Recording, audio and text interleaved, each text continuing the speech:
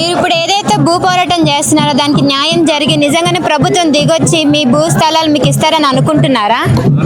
మేమైతే అనుకోవట్లేదండి. ఎందుకంటే ఇన్ని రోజుల నుంచి పోరాట చేస్తుంటే కూడా తనకు పట్టనట్టుగా, తనకి ఏం చీమ కుట్టనట్టుగా అంత పట్టించుకోకుండా ఉన్నాడు ప్రభుత్వంలో. మరి మీ తెలంగాణ ఉద్యమకారులు చేస్తేనే ఆయన సీఎం అయిండ్రు, అంత మినిస్టర్లు అయిండ్రు, అందరూ ఎమ్మెల్సీలు అయిండ్రు. మరి మా కష్టాన్ని మూట కట్టుకొని ఇవాళ మీరు అందరు అందాలం ఎక్కిండ్రు, కనీసం మా గురించి ఆలోచించట్లేదు. భూ పోరాటం మీ సొంతమైతే కాదు కదా భూములు, తెలంగాణ భూములు తెలంగాణ బిడ్డలు అడుగుతున్నారు.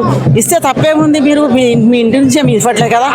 మా భూములు మాకు ఇవ్వండి, మేము కష్టపడ్డాము, మేము ఉద్యమకారులం, ఉద్యమం చేసినాం. ఇలా మేము ఉద్యమం చేసినాం కాబట్టి మీరు ఇలా ప్రశాంతంగా పదులు అలంకరించి హాయిగా సంతోషంగా ఉంటున్నారు. కాబట్టి ఈ భూ పోరాటం చేస్తాం, అవసరమైతే ఈ భూమిలో గుడిసెలేస్తాం, అవసరమైతే జెండాలు వాస్తాం, అవసరమైతే ఇక్కడే వంట మార్పు చేస్తాం.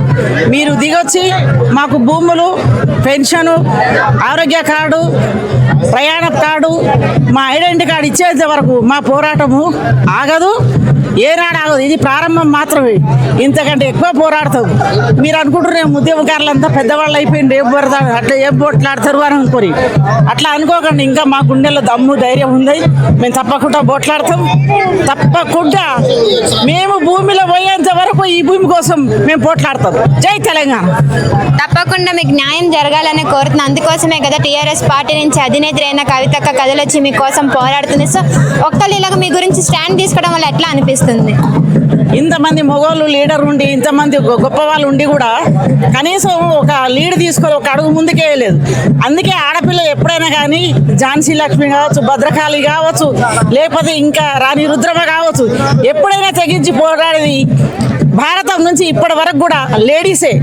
ఆడవాళ్ళకున్న ధైర్యము తెగవ మగవాళ్ళకు ఉండదు. కాబట్టి కవితక్క ధైర్యంగా ముందడుగేసి మా కోసం తను ముందడుగేసేసి మాట్లాడడానికి ధైర్యం చేసి మా వెనకాల ఉండి నేను మీకు మద్దతున్నా, నేను మీకు బలమున్నా అని ప్రకటించింది. ఇవాళ మా కోసం మనసు పూర్తిగా త్రికరణ శుద్ధిగా పోట్లాడుతుంది.